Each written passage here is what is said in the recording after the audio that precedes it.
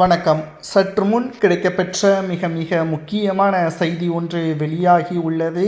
ஸ்டாலினையும் திமுகவின் மிக முக்கியமான அமைச்சர் 2 நபர்களையும் தரதரவென டெல்லி திகார் சிறைச்சாலையில் அடைப்பதற்கு இழுத்து செல்வதற்கு அமலாக்கத்துறை அதிகாரிகள் இறுதிக்கட்ட நீதிமன்றத்தை நாடியுள்ளது.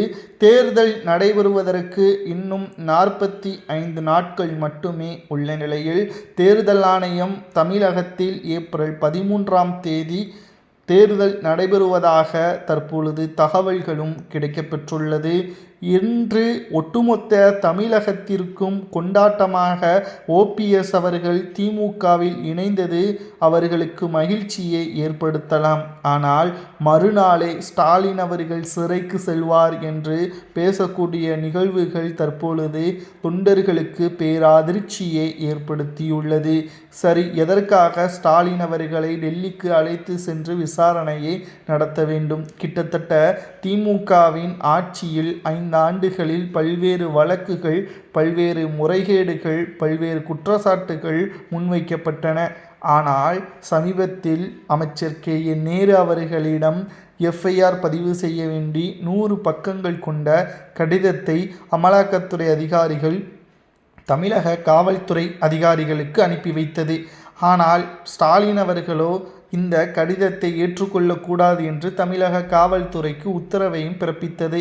இதனால்தான் தற்பொழுது கே.என். நேரு அவர்கள் செய்த ஊழலிற்கு பின்னணியில் இருப்பது ஸ்டாலினா என்பதை பற்றி முழுமையான தகவலை தெரிந்து கொள்ளவும், வேலை வாங்கி தருவதாக கூறி சுமார் 1020 கோடி லஞ்சம் பெற்றதாகவும், அது மட்டுமல்ல மின்சாரத்துறையில் மதுபான வழக்கில் பல்வேறு கோடிகளை பதுக்கி வைத்த செந்தில் பாலாஜி அவர்களுக்கும் நேரடியாக பணத்தை பெற்றுக்கொண்டிருப்பதாகவும், பினாமிகள் மூலமாக கட்சிகளை வளர்ப்பதாகவும் பல்வேறு குற்றச்சாட்டுகளும் முன்வைக்கப்பட்டுள்ளது.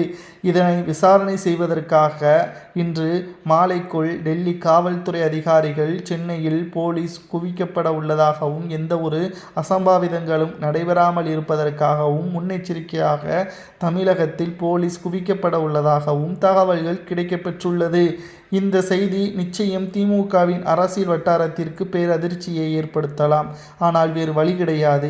இந்த தேர்தலில் திமுக வெற்றியடைந்து விட வேண்டும். தோல்வி அடைந்து விட்டால் எதிர்க்கட்சி அந்தஸ்தை கூட திமுகவால் பெற முடியாது. ஒட்டுமொத்த ஆட்சிக்கும் கேள்விக்குறியாக மாறிவிடும். அமைச்சர்களும் ஏன் ஸ்டாலினும் கூட டெல்லி திகார் சிறைச்சாலையில் அடைக்கப்படுவார்கள் என்ற செய்தியும் கிடைக்கப்பெற்றுள்ளது.